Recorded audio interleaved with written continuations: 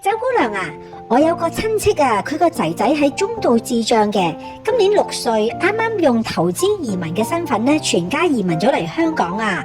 佢想幫個仔仔揾間適合佢嘅特殊學校。我知道我間學校咧有一個中度智障班，我可唔可以叫佢申請我間學校啊？停一停先，香港有為唔同能力嘅殘疾人士而設立嘅特殊學校㗎，分別有為肢體殘障嘅兒童而設嘅特殊學校、聽障同埋視障嘅特殊學校、智障嘅特殊學校，當中包括有輕度、中度同埋嚴重智障嘅學校，仲有群育學校同埋醫院學校添，總共有6大類嘅。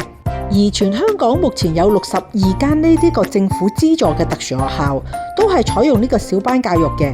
表面上睇嚟咧，你個親戚應該係讀呢個中度智障嘅兒童學校，但係又唔係一刀切咁樣，只係睇佢嘅智力。要知道佢可唔可以入讀你而家讀緊嗰間為肢體殘疾兒童而設嘅特殊學校，仲要知道你個親戚除咗中度智障之外，仲有冇呢個肢體殘障啊？佢只係有中度智障，身體能力咧同普通人咧其實冇乜分別嘅。如果係咁嘅話，佢就唔可以讀你嗰間為肢體殘疾兒童而設嘅學校啦。佢只可以入讀為中度智障人士而設嘅特殊學校。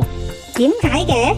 我下一節同你介紹一下為呢個肢體殘疾兒童而設嘅學校咧，有啲咩嘅收生標準啦。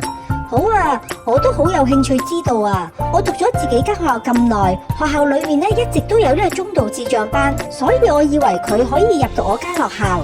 原來揀特殊學校都有咁多學問嘅。